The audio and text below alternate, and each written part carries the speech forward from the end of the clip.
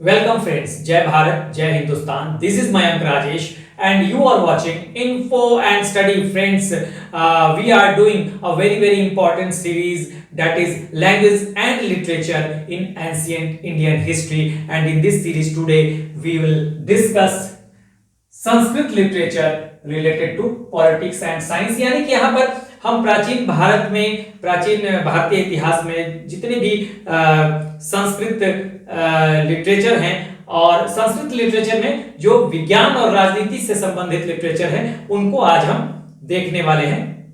देखिए, जब हमने इस सीरीज की शुरुआत की थी तो हमने क्या किया था, we have started with this Sanskrit, और जब हम इसको खत्म कर लेंगे then will discuss about Pali, will discuss about Prakrit and Tamil literature as well, सब कुछ हम डिस्कस करेंगे। और यहां पर जब हमने शुरुआत की थी संस्कृत से तो हमने शुरुआत की थी श्रुति साहित्य से, यानी कि वेदों और उनके ब्राह्मण, आरण्यक और उपनिषद से। देखिए, मैंने ये बताया था जब भी हम सनातन धर्म के साहित्य की बात करते हैं तो उसका सीधा संबंध संस्कृत से है, और वहां पर हम देखते हैं कि इस संस्कृत साहित्य को दो पार्ट में बांट दिया गया, या आप वैदिक साहित्य कह लें, उसको दो पार्ट में बांटा गया, श्रुति और स्मृति। तो श्रुति और स्मृति का भी अंतर मैंने बता दिया था।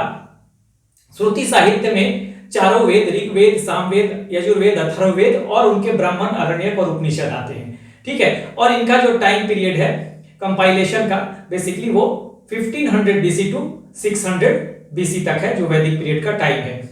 श्रुति और स्मृति में क्या डिफरेंस है, मैंने बताया था कि चारों वेद, उनके ब्राह्मण, आरण्यक, उपनिषद यही श्रुति साहित्य में आएंगे और बाकी जो भी साहित्य हैं वो स्मृति में आएंगे। बेसिकली श्रुति क्यों कहा गया वेदों को और उनके ब्राह्मण, आरण्यक और उपनिषद को, तो ये मैंने बताया था कि देखिए, वेद का मतलब होता है ज्ञान, और ज्ञान की बातें जो हैं ये वो देवताओं द्वारा ऋषि मुनियों को सुनाया गया। ठीक है, और ये श्रुति माध्यम से इसका प्रसार आगे होता रहा, यानी कि ऋषि मुनियों ने देवताओं से सुना ज्ञान की बातें सुनी, और उस ज्ञान की बातों को इन्होंने अपने नेक्स्ट जनरेशन को सुनाया, फिर उस नेक्स्ट जनरेशन ने अपने नेक्स्ट जनरेशन को सुनाया। इस तरह से ये जनरेशन टू जनरेशन पास होता रहा, और बाद में ये इसका कंपाइलेशन यानी संकलन कर दिया गया वेद व्यास के द्वारा। ठीक है, तो इसलिए इनको श्रुति इसलिए कहा जाता है कि ये देवताओं की वाणी है, देववाणी है। हाँ, इसको वेदों को अपौरुष्य भी कहा गया। क्यों? क्योंकि किसी पुरुष ने नहीं लिखा, यह देववाणी है, और देववाणी को जैसा सुना गया वैसा ही लिख दिया गया, इसमें कोई परिवर्तन नहीं होगा। इसलिए इनको श्रुति साहित्य, एक तो सुन कर इसका प्रसार हुआ श्रुति माध्यम से, और ये एज इट इज रखा गया, सिर्फ कंपाइलेशन कर दिया गया, जो देवताओं से सुना गया उसको एज इट इज रख दिया गया। तो ये बेसिकली श्रुति साहित्य हो गया। स्मृति साहित्य में क्या अंतर, स्मृति साहित्य क्या है कि वहां मान लीजिए मैंने वेद के किसी मंत्र को याद कर लिया, फिर उसका एक इंटरप्रिटेशन हम लिख रहे हैं, उसमें अपना ओपिनियन भी डाल रहे हैं, यानी कुछ परिवर्तन भी कर दे रहे हैं, तो वो आपका स्मृति साहित्य में आ जाएगा। यानी कि वेद, चारों वेद, उनके आरण्यक, उपनिषद, ब्राह्मण, ये जो है इनको वेदों को देववाणी माना गया है, इसमें कोई परिवर्तन नहीं होगा, देववाणी को बिल्कुल वैसे ही रख दिया गया। लेकिन बाद के जो, तो उसको वो श्रुति साहित्य में आएगा, देववाणी है, उसमें परिवर्तन नहीं होगा। लेकिन बाद के जो साहित्य हैं, चारों वेद, उनके ब्राह्मण, आरण्यक और उपनिषद के अलावा जो भी स्मृति इसलिए है क्योंकि उसमें परिवर्तन हो सकता है, वो देववाणी नहीं है। ठीक है ना, उसमें ऋषि मुनि लिख सकते हैं कुछ भी, अपना ओपिनियन, अपनी व्याख्या कुछ भी लिख सकते हैं। तो चारों वेद, उनके ब्राह्मण, आरण्यक और उपनिषद, यही बस इतने ही श्रुति साहित्य में आते हैं, बाकी सब जो हैं वो स्मृति साहित्य में आते हैं। तो हमने वेदों से शुरुआत की थी, उसके बाद हमने सूत्र पोस्ट वैदिक लिटरेचर को भी देखा था, जैसे वेदांग देखा।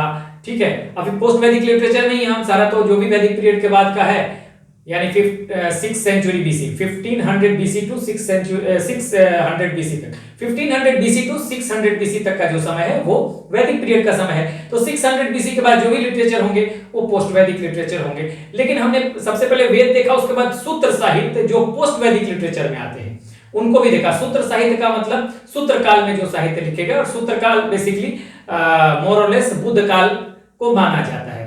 ठीक है, उसका भी शुरुआत कब से होता है? 6th सेंचुरी बीसी से। तो वहां पे हमने वेदांगों को देखा, सूत्र साहित्य में या पोस्ट वैदिक लिटरेचर में हमने वेदांगों के अनुसार वेदों के उपवेद को देखा। ठीक है, उपवेद के बाद हमने क्या देखा? 2 एपिक्स महाकाव्य देखा, रामायण और महाभारत को। हमने स्मृतियों और पुराणों को देखा, ये सब देखा। उसके बाद हमने प्लेज यानी नाटकों को देख लिया, प्राचीन भारत में जो जो भी नाटक थे। ठीक है, और उसके बाद हमने काव्यों को भी देखा, पोएट्री को भी देखा। और आज हम कुछ ऐसे संस्कृत की कुछ ऐसी पुस्तकों पे बात करने वाले हैं, ऐसी बुक्स पे बात करने वाले हैं जिनका संबंध राजनीति से है और विज्ञान से है। ठीक है, और इसके बाद हम एक वीडियो और करेंगे संस्कृत पे, जिसमें हम कुछ इंस्क्रिप्शन देखेंगे, खासकर रुद्रदामन का इंस्क्रिप्शन है और हरिसेन का हरिसेन का वो है कुछ प्रशस्ति है, समुद्रगुप्त के बारे में कुछ कहा गया है, वो हम देखेंगे। ठीक है, वो हम आगे देखेंगे इसके बाद वाले वीडियो में। तो आज हम देखते हैं, देखिए सबसे पहले अगर हम संस्कृत लिटरेचर की बात कर रहे हैं राजनीति और विज्ञान से संबंधित, तो देखिए पॉलिटिक्स इधर देखते हैं, इधर हम साइंस पे देखेंगे।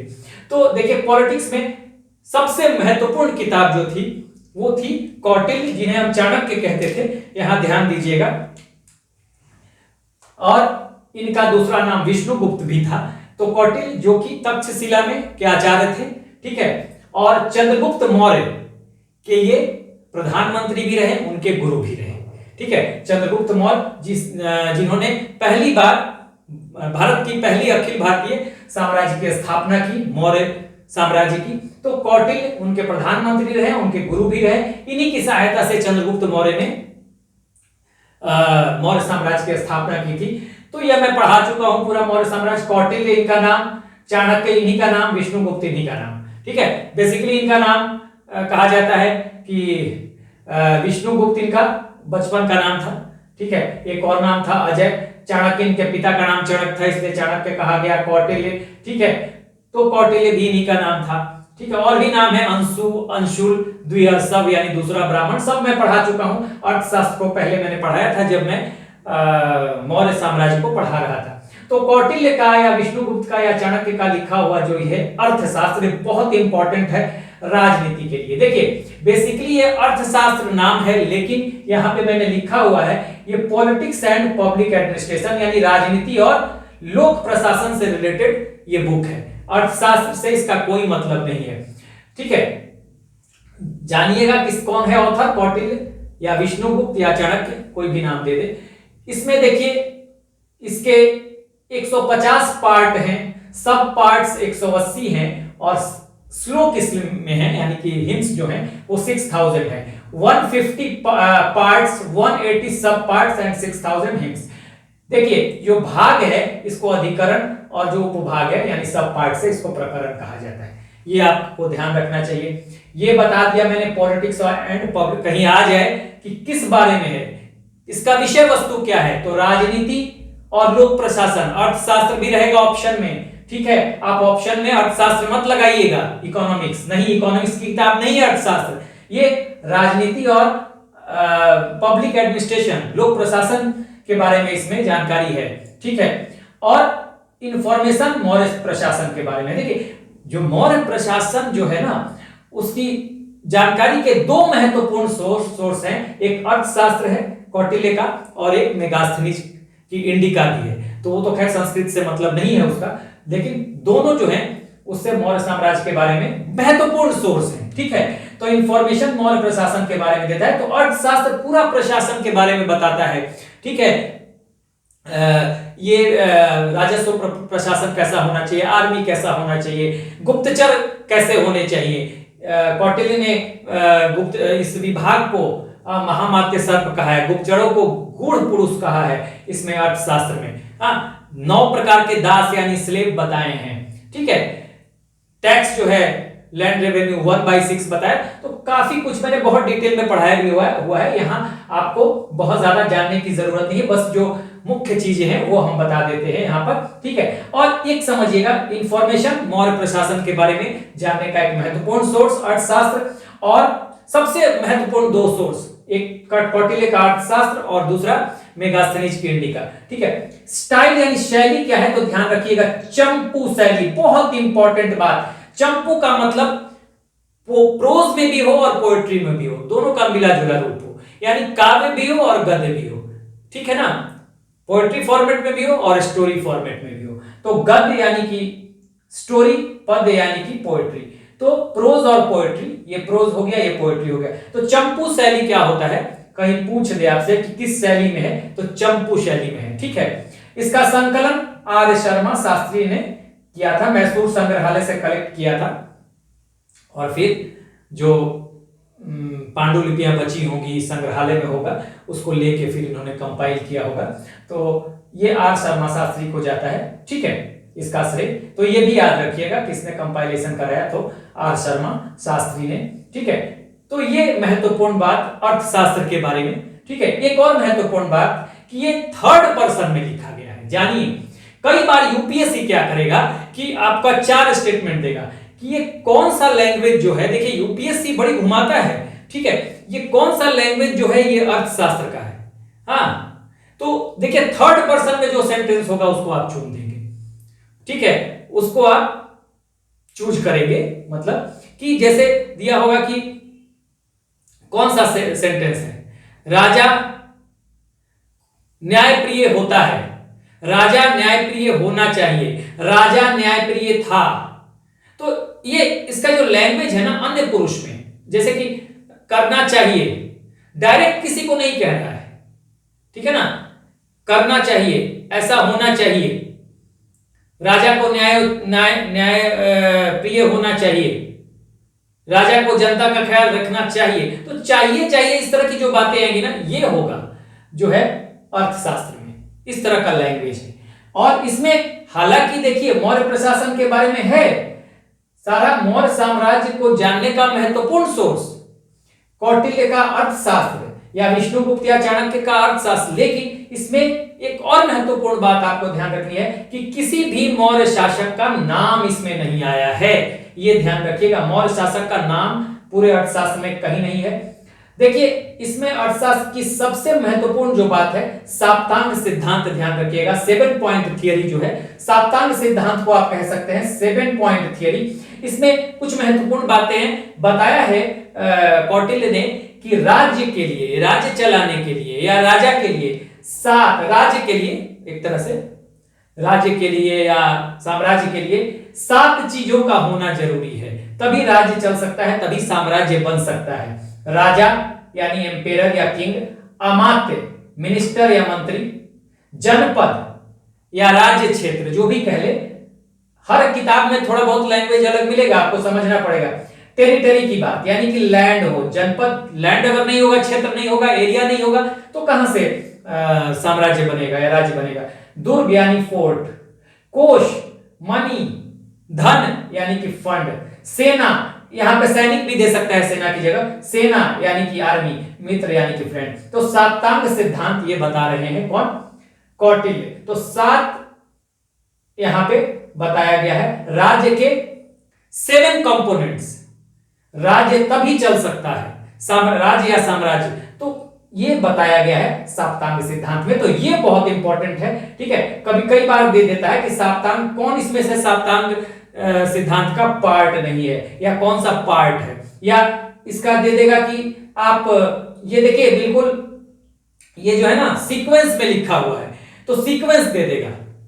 ठीक है ना, पहला दूसरा तीसरा चौथा, तो या तो उल्टे क्रम में सजाइए या सीधे क्रम में सजाइए, तो ये भी इसमें सवाल दे सकता है। तो देखिए बड़ी इंपॉर्टेंट है पूरा, ये मोस्ट इंपॉर्टेंट यहां पे मैं लिख रहा हूं, यानी पूरे पार्ट को आपको देखना है। सवाल ये बनेगा, सवाल ये बन सकता है किस पे किताब है, ये उतना जरूरी नहीं है, कौन सा स्टाइल है, चंपू शैली है, और ये है कि किसने संकलन कराया और साप्तांग सिद्धांत। ठीक है, तो ये इंपॉर्टेंट पार्ट है।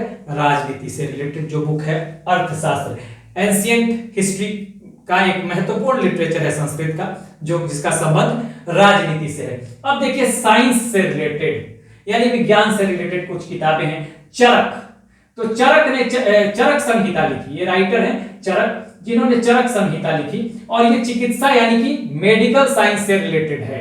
ध्यान रखना पड़ेगा, पूछ देगा एग्जाम में कि किस इसका संबंध किससे है, चिकित्सा से, एस्ट्रोनॉमी से, एस्ट्रोलॉजी से, ये पूछ सकता है। और चरक जो थे ये कुषाण वंश के शासक कनिष्क के साथ थे। ये कनिष्क के समय इन्होंने ये चरक संहिता लिखी थी, कनिष्क के साथ थे, ये कनिष्क के कोर्ट में थे।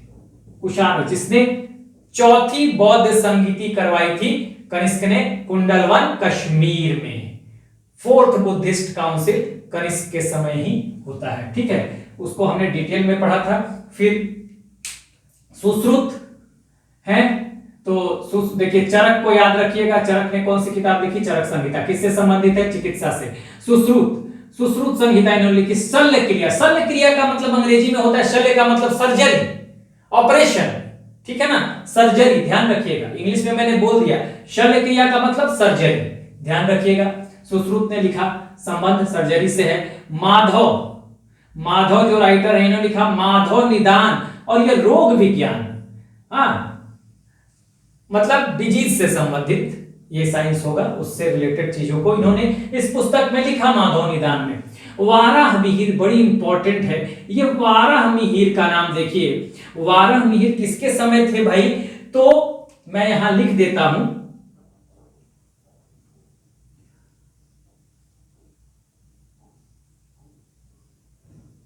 देखिए चंद्रगुप्त सेकंड को ही कहा जाता था चंद्रगुप्त विक्रमादित्य, गुप्त वंश के शासक थे। यहाँ स्पेस नहीं है इसलिए मैंने लिखा नहीं, चंद्रगुप्त सेकंड, या उनको चंद्रगुप्त विक्रमादित्य उनका टाइटल था, ठीक है, ये गुप्त वंश के महान शासक हुए, ठीक है, चंद्रगुप्त विक्रमादित्य। तो वाराह मिहिर इन्हीं के कोर्ट में, चंद्रगुप्त सेकंड के कोर्ट में, ये 9 रत्नों में से एक थे, ठीक है ना, 9 रत्नों, ये 9 रत्नों में से एक थे, 9 जेम्स, ठीक है ना, 9 जेम्स में से एक थे वाराह मिहिर। किसके कोर्ट में थे, तो ये कोर्ट में थे, किसके दरबार में थे, चंद्रगुप्त सेकंड कहिएगा या चंद्रगुप्त विक्रमादित्य कहिएगा। इनकी 2 किताबें, पंच सिद्धांतिका, देखिए पंच सिद्धांतिका ये एस्ट्रोलॉजी पर है, यानी ज्योतिष पे है, पंच सिद्धांतिका ज्योतिष पे है, ध्यान रखिएगा, ठीक है। और बृहद संहिता ये ग्रह, भूविज्ञान, वास्तुकला, एक तरह से एस्ट्रोनॉमी कहा जाता है, तो ये जो है इसको आपको ध्यान रखना है कि बृहद संहिता ग्रहों पे, प्लैनेट से रिलेटेड है, भूविज्ञान, ठीक है, और वास्तुकला यानी आर्किटेक्चर, इन सब से रिलेटेड है बृहद संहिता, देखिए, तो ये आपको ध्यान रखना है। उसके बाद यहां देखिए आर्यभट्ट ने, प्राचीन भारत के बड़े इंपॉर्टेंट ये राइटर ये भी हैं, तो इन्हें आर्यभट्टियम लिखा, खगोल यानी एस्ट्रोनॉमी और गणित के बारे में है ये, ठीक है, मैथमेटिक्स के बारे में, ठीक है। लगदाचार्य का ज्योतिष है यानी एस्ट्रोलॉजी है, ध्यान रखना है। पिंगल राव या पिंगल, तो पिंगल की एक और किताब है, छंद शास्त्र भी है, जो हम बड़ा इंपॉर्टेंस है छंद शास्त्र, यानी कि जो कविताओं का फॉर्मेट दिया जाता है, कविताएं जो, या कविता, गीत, ये सब जो लिखी जाती है वो छंदों में लिखी जाती है, जो प्रवाह मिलता है, गेयता प्राप्त होती है, तो छंदों में लिखा जाता है। तो ये एक तो लिखा था इन्होंने छंद शास्त्र, और दूसरा गणित, और इसमें गणित में देखिए, इसमें क्षेत्रमिति की चर्चा है, अलजेब्रा यानी बीज गणित की चर्चा है। तो देखिए इन सब का देखिए इंपॉर्टेंस, अगर पूछा जाए इंपॉर्टेंस क्या है, तो इंपॉर्टेंस देखिए गणित के बारे में आपको चर्चा मिलती है। कहा जाता है कि ये पिंगल, ये इन्होंने बाइनरी नंबर, ठीक है ना, बाइनरी नंबर का भी ये फादर माने जाते हैं, बाइनरी नंबर्स के, ठीक है, द्विआधारीय गणित जो है वो होता है, उसको कहा जाता है कि इसके बाइनरी सिस्टम के भी ये जनक माने जाते हैं, ठीक है। तो यहां पे अगर आप देखें महत्व तो क्या है, पहले एक बार हम इसको देख ले, उसके बाद महत्व तो भी बताऊंगा, ठीक है। भास्कराचार्य, इनको भास्कर सेकंड भी कहा गया, ठीक है, इन्होंने सिद्धांत शिरोमणि लिखा, और ये देखिए ये गणित था, गणित से रिलेटेड था, गणित पे इन्होंने लिखा, मैथमेटिक्स पे, और लेकिन हालांकि इसको कंप्लीट एंशिएंट नहीं कहिएगा, ये 1150 एडी के अराउंड लिखा गया, यानी कि अर्ली मेडिएवल फेज में लिखा गया, ठीक है, लेकिन हमने इसको लिख दिया है यहां पर। देखिए महत्व तो क्या है समझिएगा। महत्व तो पहली बात तो ये है कि इंपॉर्टेंट सोर्स है, अगर पूछ दे कि इनका महत्व क्या है? तो अगर राजनीति से संबंधित अर्थशास्त्र के महत्व को पूछेगा तो आपको यही बताना होगा, आपको निचोड़ निकालना होगा कि मौर्य प्रशासन के बारे में, ये मौर्य प्रशासन के बारे में इंफॉर्मेशन का एक महत्वपूर्ण सोर्स है। हाँ, इससे प्रशासन कैसे चलेगा, क्या चलेगा, कैसे चलाना चाहिए, राजा को कैसा, तो सारी चीजें यहां से मिलती है। ठीक है, साप्तांग सिद्धांत जो है इसकी चर्चा कर देंगे महत्व में। ठीक है, तो शासन प्रशासन की व्यवस्था, हाँ ठीक है, राजा का उत्तरदायित्व जनता के प्रति, प्रजा के प्रति क्या होना चाहिए, ये सब इसमें है। और सबसे बड़ी बात कि भारतीय इतिहास में पहला अखिल भारतीय साम्राज्य जो स्थापित हुआ चंद्रगुप्त मौर्य का, उसको जानने का एक महत्वपूर्ण सोर्स, तो बहुत बड़ी बात है यहां से अगर आप देखते हैं तो ये इंपॉर्टेंस है। ठीक है, बाकी हम जब खाली इंपॉर्टेंस पे बात करेंगे तो अलग से बात करेंगे, वहां केवल हम सब्जेक्टिव के तौर पे बात करेंगे। यहां देखिए, तो यहां देखिए चिकित्सा से रिलेटेड, सर्जरी से रिलेटेड, कहीं ना कहीं आज के जीवन में भी, हाँ, जो सर्जरी होता है, मेडिसिन है, ठीक है, ज्योतिष है, मैथमेटिक्स है, आज के जीवन में भी जो हम इस्तेमाल कर रहे हैं, जो पढ़ रहे हैं गणित, ठीक है, बाइनरी सिस्टम आज भी पढ़ते हैं, ठीक है, बीज गणित की पढ़ाई होती है, क्षेत्र मिति देखिए, इन सब चीजों में क्षेत्र मिति के भी बारे में चर्चा है, मेंसुरेशन के बारे में चर्चा है। ठीक है, तो यहां पर आप देखेंगे चाहे ज्योतिष हो, चाहे एस्ट्रोलॉजी हो, एस्ट्रोनॉमी हो, एस्ट्रोनॉमी का उपयोग ज्योग्राफी से, उसका रिलेशन ज्योग्राफी से भी, एस्ट्रोनॉमी का, ठीक है ना, तो प्लैनेट से, ग्रहों से, तो एक तरह से आप देखेंगे कि आज के जीवन में भी वैज्ञानिक इसको आधार मानते हैं। ठीक है ना, और इनका आज के जीवन पे भी, हमारे जीवन पे बहुत बड़ा प्रभाव है। ठीक है ना, तो कहीं ना कहीं आज जो चिकित्सा है या सर्जरी है या रोग विज्ञान है, एस्ट्रोलॉजी है, ज्योग्राफी है, हाँ, प्लैनेट्स है, आपको आर्किटेक्चर है, स्थापत्य है, मैथमेटिक्स है, हाँ, उसका प्रभाव आज भी है। कहीं ना कहीं आधार जो है, इन्हीं को बनाकर हम आगे बढ़ रहे हैं। ठीक है, अब देखिए बाइनरी सिस्टम है, आज पढ़ते हैं हम लोग। ठीक है, बीज गणित यानी अलजेब्रा पढ़ते हैं, क्षेत्र मिति, मेंसुरेशन पढ़ते हैं, तो सब की जानकारी यहीं से, आधार जो है जानकारी का यहीं से है। ठीक है, एस्ट्रोलॉजी का आधार, ज्योग्राफी का आधार, ठीक है, एस्ट्रोनॉमी का आधार, हाँ, सर्जरी का आधार, मेडिसिन, मेडिकल साइंसेस का आधार, तो कहीं ना कहीं बहुत सारी चीजें आज की भी यहां से रिलेटेड है। तो ये एक महत्व है, चाहे हम इसकी बात करें कौटिल्य के अर्थशास्त्र की, जिससे राजनीति, प्रशासन, लोक प्रशासन, हाँ, के बारे में तो जानकारी मिलती है कि किस तरह का होना चाहिए, जनता के प्रति राजा का उत्तरदायित्व तो क्या होना चाहिए। साथ साथ आपको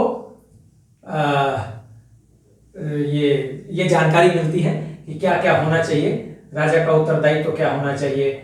और पहला चूंकि अखिल भारतीय साम्राज्य चंद्रगुप्त मौर्य ने स्थापित किया, तो ये भी, इसकी जानकारी बहुत जरूरी है इतिहास को समझने के लिए, हाँ, अपने इतिहास को समझने के लिए। और एक महत्वपूर्ण बात, ये जो कौटिल्य थे, ये चंद्रगुप्त मौर्य के तो प्रधानमंत्री थे ही, और बाद में इनके बेटे बिंदुसार के भी प्रधानमंत्री रहे कुछ समय के लिए।